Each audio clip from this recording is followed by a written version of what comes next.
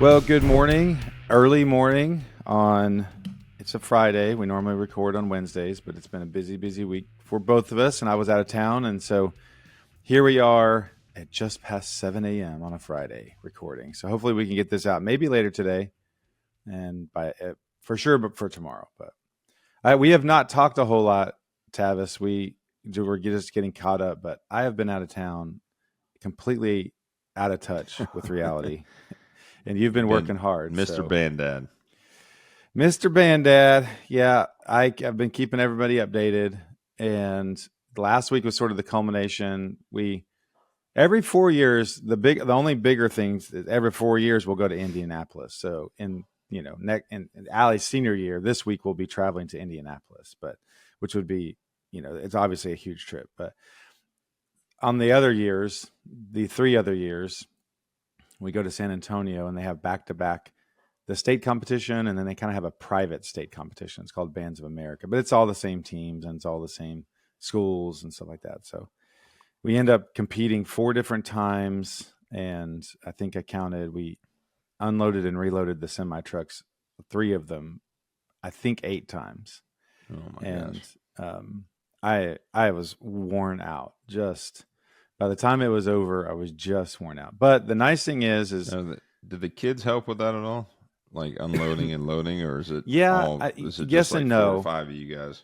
No, I mean there's about 350 kids in the band, and they all have different responsibilities. And there is a thing called loading crew, and so there's I think 10 or 12 of them that are kind of assigned to the trucks. So they'll come over and help some, but a lot of the heavy lifting, the dads kind of handle, and definitely strapping, like ratchet straps, like the amount of effort you have to put into a ratchet strap to keep it down for, And how many semis? 3 semis, 353 3 foot semis. Mm-hmm. Holy cow. Yeah. So I drove. How big are these trailers? 53, like the big ones you see on the road. Ooh. Mm-hmm. And they're loaded down. 150 feet by of stuff. by 10 big feet old props and big expensive. How high that trailer is. Oh my gosh. And since we're looking for a custom trailer, this one of the customizations that you get is so we have all these xylophone keyboards, all the things, for the, I'm talking about. Well, let's see, 1, 2, 3, 4. There's probably about 10 of them that we built a custom second deck in one of the trailers. And so it takes 4 to 5 guys. If it's 2 dads, if it's dads, it's 4 of us. But if it's kids, it takes another one. But to lift them up over basically our heads up onto the second level, and then someone straps them down. Yeah. Wow. It's just a lot. But the nice thing is on Saturday we won the preliminary, and then that night we had finals of the Bands of America. We got second. So there's a little bit of a bummer. We won all year long, and then we got second in finals. But that was a little bit of a bummer. And then so then on Monday we won preliminaries for the state finals, UIL state finals, and then we had the finals was on Tuesday, and we got first. We actually tied, and then we won on sort of a technicality. Woo-hoo.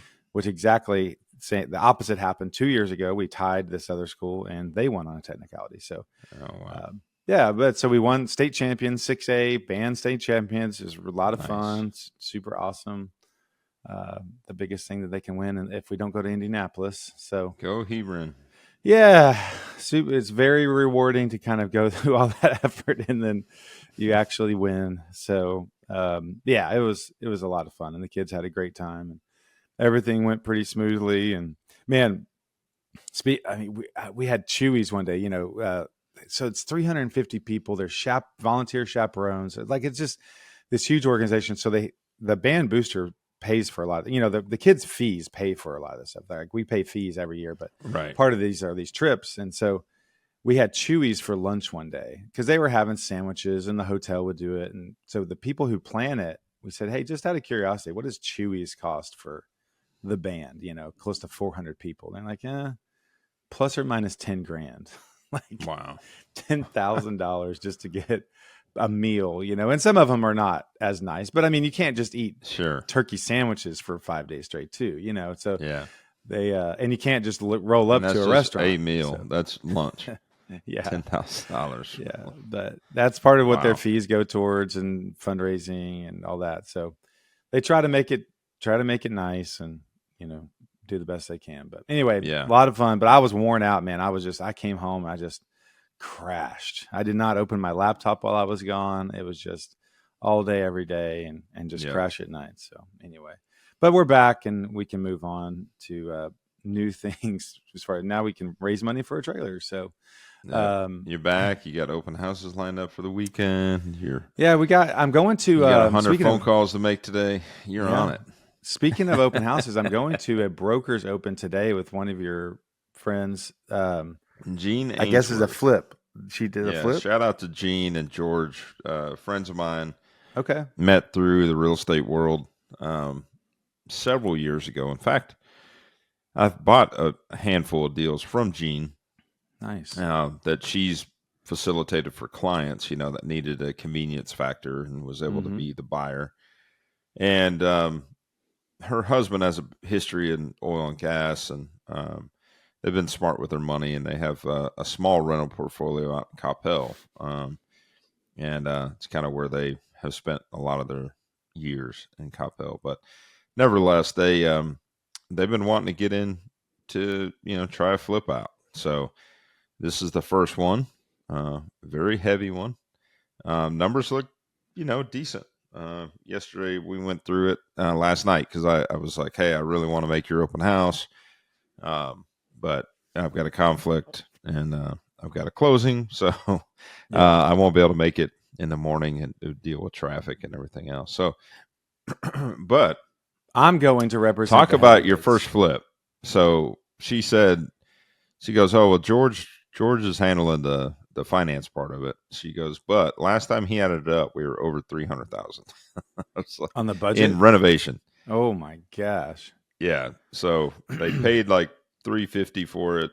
They got over $300,000 in renovations. Like they've done everything. I mean, it looks really well. And I believe their son, was a like a foreman / project supervisor, project manager or something for one of the bigger builders, one of the production-based builders, like a higher up than Drees, somewhere in that range, but kind of semi custom production. Anyways, Toll Brothers, something like that. Yeah, something like that. But do you know what their ARV is? What are they selling it? So she's going to market. She was back and forth. So we were talking about that last night and looking at it. She had it in private collection for 800. I believe she's going live either last night or today. She was talking about bumping it up a little bit, but we looked at it and I looked at it last night. Gave my opinion. I was like, I'd go to 8. Price it at 8, and hopefully it'll get bid up. But I mean, like they replastered the pool, they put new coping, put new tile. They had plumbing, they had windows, they had foundation, they had AC systems, rerouting ducts. I mean, that is quite the first. I mean, I guess they've been in the real estate business, and if their son can handle it, but kudos to them. That's a big old chunk to take, especially in this market right now. It's like that's a big risk. I mean, it's risky. Yeah. And they got the right mindset because I told her, I said, okay, so we ran through the numbers and looks like a 6-figure return, and so it's decent. I mean, for me, I'd want to make more if I'm going to put that much time and effort. And her biggest downfall is it's taken a year. So she's like, we've been on this for a year. And I'm like, I get it. But you've done a lot. So, right. Don't beat yourself up. But she goes, no, we knew this was going to be a learning curve. We knew we were going to be investing into learning this to get through it. And, but she's now, because of this deal, she's got a lead across the street for a traditional listing. She's got a lead next door for potentially purchasing that house. So it's kind of, spreading a little bit like wildfire. Maybe we need to have Jean on, and she can tell us about the first effort and the flip and how it went. That would be awesome. I'm going to go out there today. I am going to tell her we talked about her on the podcast, and you can set up the invitation. And I would love it. She'll be online. Well, cool. Yeah, I know you've been super busy. We were off camera. You were lamenting the some of the construction paradise, frustrating and boring parts of doing what we do. is just waiting at a house for a delivery guy to show up with something that should have been here a week ago. Stuff like that, which like there's a certain level I'm sure you can work yourself out of those things, but you don't have an assistant, you don't have a shop manager or someone that can be like, hey, just go sit over there. Like that's stuff that you still and I shouldn't have to, right? Like that's the frustrating part, is because literally they told me the delivery's done, it's there, and I show up and it's not there. Right. So that's the part where, okay, I'm gonna sit here and wait until it shows up and keep to make sure that I'm telling my guys tomorrow, like everything's here. I got a picture. It's it's proven. Because otherwise it just throws everything out of whack. Because, what happens is they tell me it's there. I relay that to the labor guys. The labor guys show up at, 7, 8 in the morning. They're ready to roll. And material's not there. So then, we waste the day and they're waiting and I'm calling and it's on its way. It's on its way. Then you got somebody standing around for 5 hours wasting time. That's not productive for anybody. And then what happens is they'll pull the crew and go, we can't wait around, sorry. And then it may be next week sometime before they get back over there. So anyways, that's the fun part about construction. But making progress at the Richardson house. I actually am going to take an investor over there Saturday, I think. He met Aaron at one point. He's interested. He really wants to do short term. He thinks he wants to do short term. But I said, let's go check this out. Let's just go check out I'm just trying to get him re-engaged. He was really looking at stuff early on, but wouldn't pull the trigger or anything. So I'm just trying to kind of give him the taste of something going well. Just check this out. And then I think we're going to try to go find some new build stuff. He's starting to become interested in some new builds. So Saturday, I'm meeting with him today. That's easier. Yeah, it is easier. I've got a lunch with an investor today for lunch. I was supposed to have coffee yesterday. I got stood up at Summer Moon in Preston Hollow, but he felt bad about it and he had kind of messed up his schedule and just forgot to tell me. And so I threw my coffee up against the building and made a huge scene and just left. Wow. No, I'm kidding. But we are going to reschedule that. But yeah, just trying to re-engage some of my investor folks because, that's a type that if you get somebody on the hook and they're good, they might grab a few things. So I've got several lined up, just trying to get them looking at stuff and hopefully maybe buy something before the end of the year. So that's what I got going. Well, why don't we do a little bit of a market update? And the market in DFW, the real estate market in DFW is kind of chugging along. Nothing big. So of course, the election happened. I think we mentioned last week that day Donald Trump had been confirmed as the new president that will be coming in January. And so there were some question marks as, okay, well, what will this mean for the market and all this stuff? Well, in general, nothing has, surprise, nothing just changes overnight. And the sun comes up and people open up their stores and people live life. And the same thing with the markets. There's not a lot happening. I don't really keep track of it, but evidently the one thing that's changed, maybe I think the market itself, like the stock market might be doing a little bit, but the crypto is going nuts in the last week. And I've heard multiple people like, crypto, Doge is skyrocketing. It's like, okay, well, I'm glad for you, but I don't have Doge and I don't have Bitcoin. So I've ridden that train in small amounts in the past and gotten bit. And I'm like, okay, you guys have fun. Well, Bitcoin and I sat in, and I believe I told you this. I sat in on a deal a few years back on Bitcoin, and Bitcoin is the long play, right? Well, like and that's the tie-in is actually the guy that is doing. Tell the story. Okay, tie-in for the guy that that does Bitcoin, that lives in the Philippines, but does a nonprofit, but now he's back. And they're talking about doing oil land that has a tie into Bitcoin, right? Did you ever talk about that a little bit? Yeah, so I'll talk about it a little bit from what I know. I haven't dove in completely, and they're raising funds right now actually for opportunity. And they're doing a presentation at one of the Keller Williams offices. That's why it's kind of come through the channels. Exactly. Yeah. Somebody that's connected to that. And then shout out to Emily Cartwright. She's kind of involved in that as well. And Emily has kind of been the chairperson for the investor club out at the South Lake Keller Williams office. And so this guy by the name of Will Crozier, and I don't know him personally, but I followed him, through the channels, and he has his hands in a little bit of everything, investment wise, right? So big into the real estate sector. Started out fix and flip, moved that model 10, 15 years ago into the multifamily space. Did really well in multifamily. Still has multifamily going. Has then ended up decided to kind of sell everything he had in the United States, moved to the Philippines, and ended up setting up a few nonprofits like orphanages that he set up out there. And what's cool about that is he opened up some nightclubs. He loves to DJ, so like his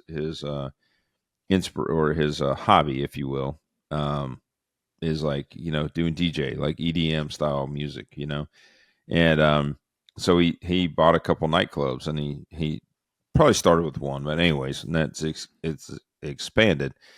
What he's doing is he's using the proceeds from those nightclubs to fund these nonprofits, and so it's pretty wild, and it's really cool to see the growth. And they've built a bunch of stuff and all that. Well, anyways, he held like kind of a little coffee hour thing years ago, and I was fortunate enough to get in early enough. He's like, "Hey, I've got 30 seats open if somebody wants to come and join, lunch is on me or coffee's on me, whatever, to learn about Bitcoin." So I went, and I was in the room, and I wrote a bunch of notes, and it was very intriguing. And one of the biggest things about Bitcoin is that it has a limited supply, and there's still about 5% left to be mined in order to grow that supply. And again, I don't know all the details with it, but essentially, the way that Bitcoin is designed and developed, that's the benefit of it. And obviously, the more people you get buying into it, buying Bitcoin and everything else, value, continually goes up. But it has also gone down. So since that meeting originally, Bitcoin was probably at like 30,000 or something. Then it dropped down to like 17, 18,000. And one of the questions came up and said, how do you work with that? How do you work with Bitcoin when it fluctuates the way that it does? And he goes, it's a long-term goal. He goes, but at the end of the day, it's beneficial to me. When it does go down, I buy more, So he's like, when it goes up, we all benefit. When it goes down, we all benefit because we buy more, And so that's kind of been his strategy. And he's got enough Bitcoin, I'll put it this way, that he was funding multifamily deals, leveraging with a lender that he could put, $500,000 worth of Bitcoin up and leverage it on some kind of loan base to be able to do the down payment or something. And it was instantaneous. It wasn't like hedging against like a traditional loan. Mm-hmm. It literally was like, I'm going to the bank tomorrow. Here's my Bitcoin. Yeah. I'm leveraging it. We're going to basically turn this into cash right now. Yeah. And take this building down. So well, and now it was pretty amazing. And so, the latest thing is they're doing out on the land, the oil land, like this is the right. Like so, I'm familiar with Bitcoin ish, but this is the nutso part is their next phase of what they're trying. So basically, what they've done is they've built these mining fields. That's these computer systems basically that mine Bitcoin, and I don't know all the technical ways that it works, but essentially what they're doing to fuel these mining computers, if you will, or to fill the energy that you need to support the mining ability to build Bitcoin, essentially, is using the waste off of these natural gas and oil wells. So they're taking the natural gas, the wasted oxygen and carbon that would be going into our atmosphere, and they're actually using that energy to turn it into fuel to fuel these Bitcoin mining machines out here in West Texas and stuff like that. So that's what they're involved in now. That's kind of what they're raising money for. They've got a new setup that they're doing, and the returns are stupid. They look really good. So, anyways, it's pretty cool. It's kind of like an environmental saving thing, as well as, you know, uh, it's tied into the oil and gas, but it's also, it's building old school Bitcoin. Oil and gas with a little computer tied to the bottom of it that's mining Bitcoin as fast as it can. This is out as in the fast middle as of West its Texas, little right? computer Like, the legs fact can that run. it's sitting out in the middle of an oil field doing It's going to get dirty. That computer is going to get some kind of dirty out there because the wind blows, and I don't think they've taken that into consideration. The keyboard's going to get all dusty. So every time Bitcoin goes up, the story of, are you familiar with Ryan Searhant? He's kind of a famous TV real estate guy, New York, $1 million listing, New York. He's written some books, but long story short, he was an actor. He's from Houston. He was an actor. He got into real estate in New York, became very good at what he did. Now he lists some of the biggest properties in the city. And a lot of it's because he's been on TV, and anytime he lists anything, it gets tons of publicity. So he lists these huge properties. Well, this famous clip from the $1 million listing, New York, always comes back around because years ago he's showing this condo in New York, and this couple comes in and they want to buy this condo with I just Bitcoin. saw that. Yeah. Or you sent it to me, I think. Maybe. Yeah. They want to buy this condo with Bitcoin, and they offer to buy this condo. I think it's like a $4 million condo, and he wants to pay 50,000 Bitcoin for it. And he's like, I've never. I think it was 11 million. Yeah, it was 11 or 13 million dollars worth of Bitcoin at that point in time. At that point, it's just like, we want to pay for this with Bitcoin. He's like, and the seller was like, no, basically that's ridiculous. No, you sent me an offer in Bitcoin. Like, what? Yeah. He's like, offended. Like, this is the dumbest thing I've ever heard. So today's value of that offer, $4.7 billion. B with a billion. Billion with a B. Yeah. based on what the appreciation's but done. It also could be worth 3 sheets of paper. So at that time, no one really knew. But yes, it's 2014. He could have turned $11 million into $4.7 billion. I think they said it was 50,000 Bitcoin. 50,000 Bitcoin. So that story always comes around. But so full circle, kind of. Dallas market doing okay. Nothing huge happening, ups or downs. Days on market roughly the same, 46 average across the board. We're at 4.6 months of supply. So we have, let me get over to check our, okay, yes, we have the last 7 days on the market. We have price decreases, is that back up? 4,300 price decreases in the last 7 days. So that had started to creep down. That went back up. So right around 10%, close to 10% of the market actually had a price decrease in the last 7 days, which is pretty nuts. All right, let's talk about a little bit of news. Not a lot of just groundbreaking, earth-shattering news around DFW. One that did catch my eye in the Dallas Morning News was there is a battery. Speaking of solar and all that stuff, there's alternative energy sources. There's a battery startup coming into DFW, and they're putting a $340 million facility down south, and it was just purchased by a Norwegian company from a Chinese-based company. And they had kind of started this facility, and then the Norwegian company came in and bought it out. And we will get into, so that tied into another article that was from, this is more of a national housing article from CNBC, is that I guess this year has been very heavy on mergers and acquisitions in the new build sector. So a lot of these home builders, they caught on fire after COVID because, things had kind of backlogged, and then everyone was back in it, and they, right.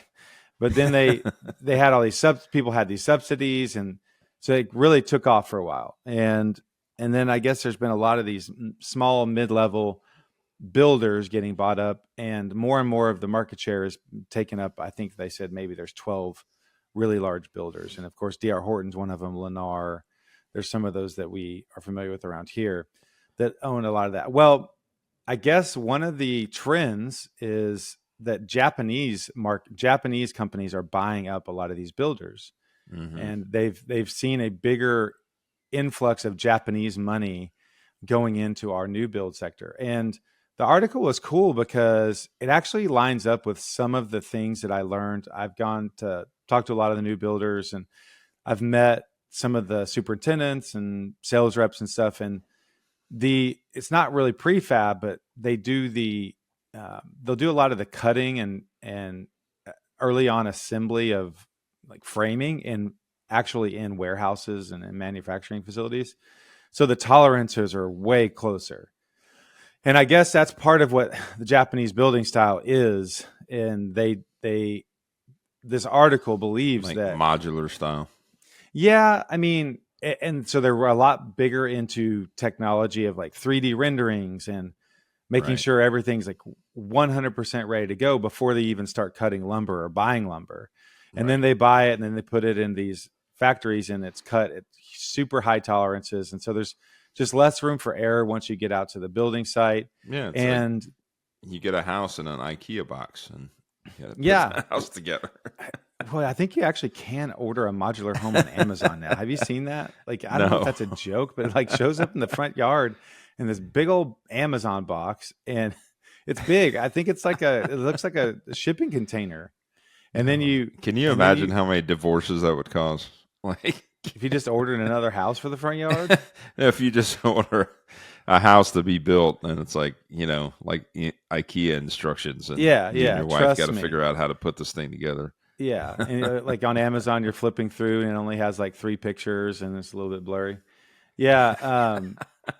No, I mean, but if you're going to do, so Dallas, we haven't talked about this. I'll find a real article, so we won't get into it today, but Austin is going the way of Seattle, where they're approving a lot of ADUs, additional dwelling units, and they're changing the zoning laws and the density laws to allow for ADUs. Well, I think that will come our way eventually. And I could see something like those modular, the Amazon box thing is like a really cool additional mother-in-law suite for the backyard that is already kind of put together, plug in electricity, plumbing, all that stuff. And back like in the mid-century, post-war, post World War II, there was, things like that, right? With the Sears catalog, like you would kind of pick a house and order a house and it would show up as a kit. And wow, they, that was a thing.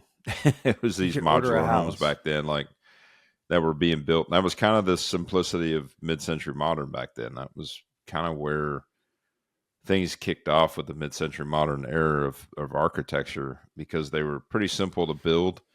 There was a lot of just simple post and roof, and then they would put glass. Like it wasn't a lot involved, and glass was very inexpensive then. Of course, it was single pane and, but they would just build the outside structure and then they would put glass in between these big posts, and it was a pretty simple design. When you think about it now, to replicate it, it's extremely expensive because glass and structure and insulation and these energy efficiency rules and guidelines and all that make it very, very expensive to make it simple. It's much easier just to build a lot of studs on the exterior wall and sandwich it together and do very small windows.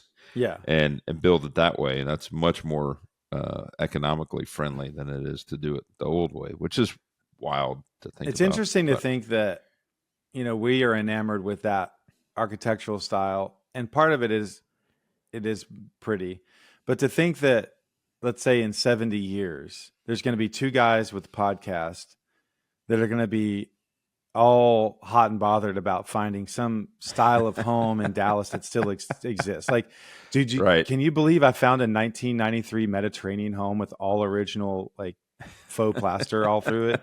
And they're going to be, you've got to be kidding me. And they're going to be like doing tours of homes with like old oak banisters and just really dark, Oh yeah. fake plants hanging from the ceiling that are original. Like that would be crazy. That if somehow in 50 years, since so many people got rid of them and they Yeah. remodeled them, they're like, no, this one has not been touched, Well, it all and they will cycles, go right? to Like save it. Yeah. it all cycles. Like it's that house I'm doing in Richardson for Aaron, and it's an English Tudor home, and so one of the styles that you're starting to see these days and these trends are these big arches coming back. In fact, you mentioned it at Mapleton of wanting to do some Mm-hmm. arches, I was way ahead and of my time. That a lot of people said that. yeah, and arches, for many years we've been ripping them out. We've been taking arches out and opening up doorways and stuff because the arches, close it in. It really segregates the space when you have arches, and and then of course you have different trends with like just the eyebrow versus the full arch. But anyways, in this house with my framer, they originally kind of framed it, even though the plans showed it to be a full arch, they framed it with an eyebrow. And I went in there and they were all done, and I was like, oh no, you got to rip them out. We got to redo this. And they weren't very happy, but I made them redo it because it wasn't the same style. And they questioned me. In fact, my framer questioned me, my sheetrock guy questioned me, everybody questioned me, like, what are you doing? This is old. Yeah. This is old. This looks old. Yeah. I don't understand. And I'm like, trust me. And we did it, and it looks amazing. And then now you have them. They just told me last week, man, I got another builder in South Lake. He's doing the same thing with all these arches. You guys are crazy. But they're coming back. They're coming back. So it's funny how cycles repeat themselves like that in a little different twist. It's not all the same, but there's pieces that are like, okay, we're going to take this piece from 20 years ago and incorporate it into the style. Yeah. But for me, I always design based on whatever the architecture kind of gives me as a platform, right? So. Yeah. Well, and I assume there was some version of this, but I know a lot of the trim, your corners and, your arch sort of forms that help out with the sheetrock and make it nice and smooth. That's probably evolved and made that process easier and a little bit more consistent. But I mean, not to say that there weren't really good arches in the past. They've obviously could figure it out. But, if you're doing any sort of plaster or something, I would imagine at a time that style was actually done in plaster, and it would be way more labor intensive and expensive to do. But they're doing the fireplace for me right now, and that's interesting to watch, because they're building they had to, map it out with plywood, build the mold, if you will, and now they're building the brick by brick over top of it and laying it all in to get it to basically to build the form, and then they're going to wrap it all in stucco, but that makes it all fireproof. So it's being built out of CMU block and brick. But it's interesting to just see them form it up and build it, and what we're left with. It's pretty cool. So. Yeah. Well, I'm excited whenever I know you're ready to be done and Aaron's ready to be done, but I really do want to see it staged and maybe do a really cool broker's open to try to get the word out for the rental out as a midterm in that area. I think it would be huge. But back to just quick, trying. I just saw these statistics real quick. They think that the Japanese way of building things actually will reduce costs 20 to 30%, which is actually really nice. On the way out to San Antonio, we took the 130 bypass around Austin. And so right before the Tesla factory, there is this huge off to the, so if you're going south, it's off to the left, which would be east. And it's this enormous rolling hill community that's all either manufactured homes or mobile homes. Have you seen that? No. You know what I'm talking about? I don't remember. I mean, it's catching my eye. Yeah, it is densely packed in there. New and I'm stuff? Curious. Like, does it look new or does it look old? Yeah, it's brand new. And they have signs out front that say homes from the hundreds.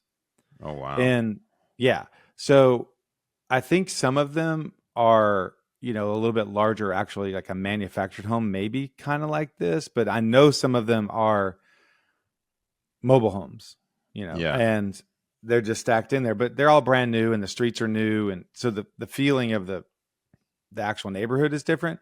But man, it's right next. I mean, it's in Austin, and so they're making an effort to try to just bring in affordable housing closer to town.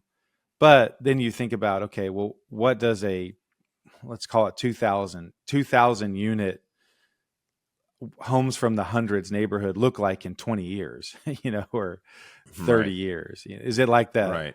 Is it like the mobile home park there on 75 in Plano that some genius made years ago? Cash cow. God, that guy, man, I want to meet that guy. Just has a mobile home park right along one of the highest. The city hates it. Like the minute that changes some kind of ownership or makes any kind of change at all, the city's gonna be like, nope. Sorry. Didn't fill out that form. Sorry to see you go. But yeah, that guy prints money. He's got a mobile home park right in the middle of Plano, right on 75. That land has to be just enormously I wonder valuable. what they're charging per lot now. It's got to be close to $1,000 a month, I imagine, for what they charge. I've seen a few patients back in the day in there, and there's a lot. There are a bunch. It doesn't look that big from the street, but when you start driving up in there, there's a bunch. That guy, whoever owns that, whatever family owns that, is printing money. So low cost housing in Austin. I think those trends will come this way. ADUs, probably more lax on zoning for mobile homes, manufactured homes, that sort of thing. I'm sure that's the type of deal that people put up a huge fight, and all your NIMBYs, not in my backyard people, they will, put up big fights for that. But at some point you have to have some housing that's affordable. And it looks like Austin is kind of is paving the way a little bit for that there. So, all right, well, let's, so normally at this time we talk about, last few times we've talked about a crazy house that we find on the MLS, or last week we talked about a couple event centers, which I found another event center. And I was actually, it caught my eye for you, Tavis, because I know you looked at one out in Nevada at one point. But this one, these folks that are putting up barns and calling them event centers are like metal buildings. This is a bad trend. We won't get caught up on it today, but I found another one. It's like they want $5 million.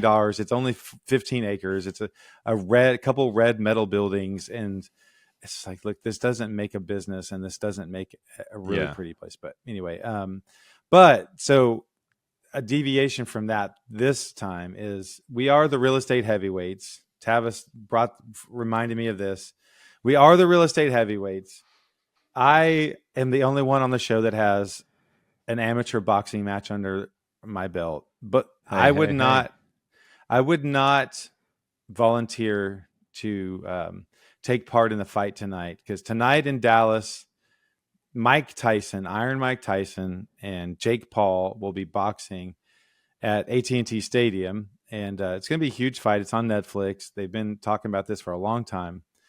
And Jerry Jones, lately the very criticized owner of the Dallas Cowboys, he doesn't know how to run a football team. Losing team in the NFL. Yeah, he doesn't know how to run a football team, but he knows how to make money. And he is putting this on at AT&T. And having just been there and been down into the bowels of AT&T Stadium, I'll send you a couple pictures. The bowels of AT&T. Dude, I saw the craziest. It was a container, and I think there's 5 or 6 of them lined up, of margarita mix, and each of these. Yes, you showed me that. Okay, that it looks like these chemical containers. At first I thought, I was like, is that Gatorade? And then I looked at it, it was like a margarita mix. Like, that can't be good for you. It's just sitting in the un-AC, like, it's like the stuff that you get when you do those frozen margaritas, right? Like, this is the low West quality. These are these plastic containers that it looks like some fertilizer company also uses it. It easily could have been on the back of a semi truck with a hose, and they're just spraying down the highway to kill weeds. That's what it looked like. It's definitely like but it was margarita mix, gallon. And they're just lined up underneath there. And so then we're going around the corner, and we see the signs for the Dallas Cowboys locker room, and I see there's a little kind of mini kitchen area, and there's a freezer, and there's a sign on it, and it says Jones Family Freezer. Do not empty is what it said. Oh, wow. And so we took a picture of that. So it was cool being there. Did you open it to see what was in there? I was afraid that there was like cameras and they just come tackle you. And yeah, but it's gonna. Yeah, we'll see if it was a fridge, maybe. I mean, freezer. I didn't have a microwave right there. What kind of body's in there, right? Yeah, it was a little one. It was like a mini family freezer. Do not. Open. Unlike my friend who went into the Ready Ice like walk-in freezer, and like he's going to show up on the nightly news, getting locked into that thing. So, yeah, we were down there for like an hour just walking, because we were just waiting with our props, just waiting. And but yeah, that was neat going in there. It's such a huge stadium. So to imagine that turning into a boxing match tonight is just going to be really neat. But we'll watch it on it. But what are your thoughts? I think Mike Tyson is going. I think he personally will win. Jake Paul is he's not a bad boxer. I mean, he's only boxed one real person, Tommy Fury's brother. But do you think do you think there's something in the contract that says he can't win? Like, I mean, no. I don't think Tyson is doing it for the money. I think Tyson's in a really good spot. I don't know. A couple of his podcasts. I think that, if you looked at his weigh-in, like the dude is ripped. He's shredded and he's a beast. Like I can't imagine, I could see it maybe going to a decision. Even at 58. It's because they're doing 2-minute rounds. But is it legit? Like that? Oh yeah, I think that's the $1 million question, right? I think enough people are watching that they'll be able to tell whether it's legit or not.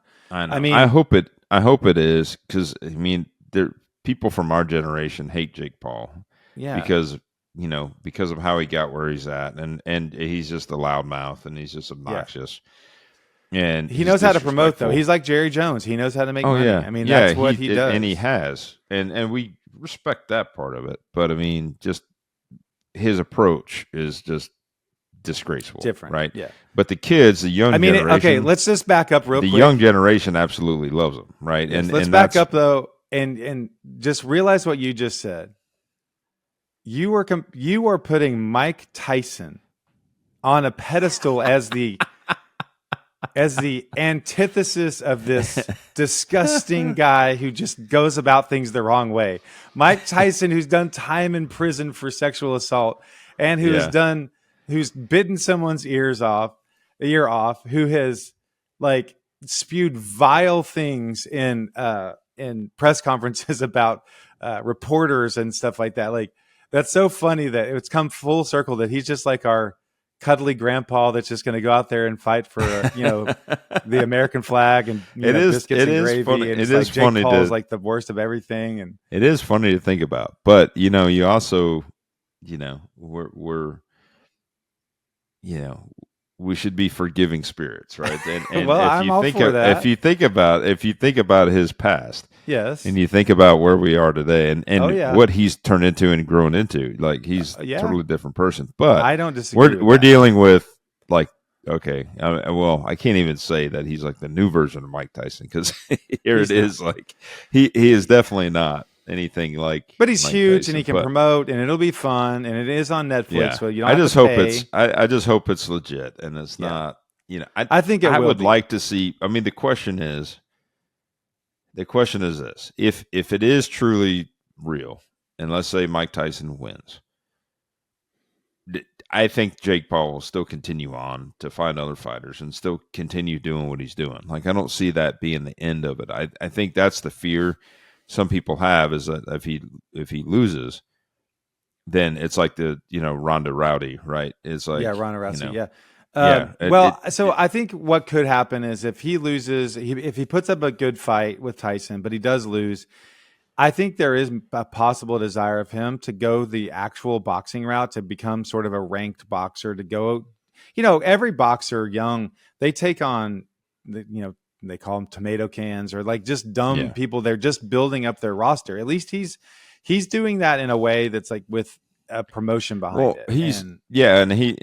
He's picked people that people know for the most part. There's been a couple guys that I'm like, I don't know who that is, but he's picked UFC guys, and then hey, we're gonna box instead of but Tyson Fury, your land at UFC, one of the baddest men alive, his brother Tommy, he fought Tommy and I think lost in a decision maybe. But so there's eight rounds, 2-minute rounds, and they're wearing heavier gloves than they normally do. So it's slightly different. So I could see it's going to be a fairly quick fight because 8 2-minute rounds. But so I think they could get conditioning if they get past, like, let's say round 4. They're going to start getting a little bit more tired, and the knockout power will go out a little bit. And so then they could just do more sort of sloggy, get to the end type fight. Yeah. But if it's early on, I could see hopefully it's not like a hugging match, right? No, that could happen. A lot of boxing has turned into over the years. Well, that's what mine turned into. I was, the one time I boxed, I did fine for one round. It's round 2 and 3. I was like, son, tired. Let's get this over with. And unfortunately, he was resting his glove on the front side of my face a few times, and that did not feel well after a while. But you're a big dude, and you were fighting a giant. 6'9", 273 is when he weighed in, or something like that. I was like, wow, yeah. But I held my own. And I did not get knocked down or knocked out. And I did lose. I won the first round, and I lost the next 2. I'm fine with saying that. So just real quick, we'll wrap it up. But going back to Jerry Jones and tying it all into real estate, this is a fun little fact. I was up in Prosper last night for a playoff football game. Oh my gosh, Prosper High School, Prosper ISD's football stadium, unbelievable. It looks like a college. It's crazy. The screen they have, the stadium, it's nuts. I went to go get food on the visitor side. I went to go get food, and all along the courseway, whatever you call it, all along the way to go get your food, along the where the concession stands are, above the concession stand, there's TVs. You can watch the game as it's going, like you're at AT&T Stadium. There's a TV. Walk a little bit further. TV. Walk a little bit further. TV. On the visitor side of a high school stadium. So that's just like a little glimpse into. I mean, they put these commercials up on the big screen that were professional commercials for some local chiropractor. Wow. And it was just so. The whole presentation was nuts. Thank you, Prosper, Texas. Yeah, but so also thank you, Jerry Jones, because he put money in the mid to early 90s up in Prosper. He bought some land. It doesn't say how much land, but I know it's in the hundreds of acres. They went back and they asked a few brokers, and he bought raw land along Preston Road up at 380 and then over the tollway. And that's where everything's happening right now up there. And so it said in 1995, raw acreage was going for $5,000 to $6,000 on Preston Road and about $2,000 an acre off of, a little bit off the road. And it says now that acreage, you can't get an acre under $100,000 over there.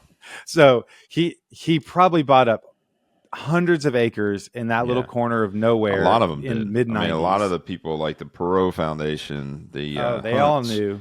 The Hunts, the Huffines, like all those big real estate tycoons. I mean, even Staubach, was involved. I think later probably, but a lot of Jerry knows how to make money, and he just doesn't know how to run a football team. Now his quarterback has a house up in Prosper. Every single one, every other entity of his businesses are managed and leveraged through other people. Like, why in the world does he think he's the best fit to be a GM? Like, fine, be the owner all day, but why are you involved in the day-to-day as a GM with your football team? It is not working. It hasn't worked in several years. It's getting worse and worse and worse. As he said when he bought the team, or about a year after he bought the team, that's the deal he made with the people when he bought the team, which no one really made a deal with him, but he did have that quote of, that's the deal he made. He writes the checks, he makes the decisions, and that has not changed since he bought the team. By the way, bought the team for around $147 million when that was in like 1989. They went like 1-15 or something next year. Yeah. But he bought it for around $147 million, and now it's worth like $8 billion. So yeah, he's got things figured out. He's not caring about what we think. And good football would be a nice thing, but it's definitely not the thing that's driving his success. So, all right. Well, that is that. We are the Real Estate Heavyweights. I'm Ashton Hines. This is Tavis Westbrook. We do this every week. We talk about the market. We talk about the news of the day. We talk about what's going on in our real estate businesses. And we try to teach you a little bit along the way. Here soon, the background behind our cameras will be changing a little bit, at least for a few attempts. We're going to try to go live here soon.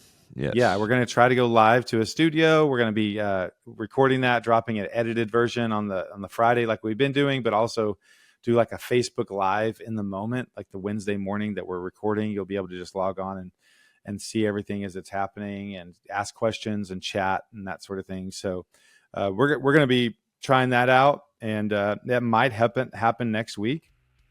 So if you see word on your social media about, hey, the Real Estate Heavyweights are live, that is true. That is accurate. That is not Chinese disinformation that's trying to get you to click on some foreign tab that's going to steal your information. That is real. We will be live. We will be talking about real estate on probably Wednesday morning at some point, live on Facebook or Instagram or however we can figure that out. And that'd be a lot of fun. So if you have not, please like, subscribe, share the podcast with a friend, a coworker, and we will keep these episodes coming to you as often as we can. And until next time, I want you to have a great day.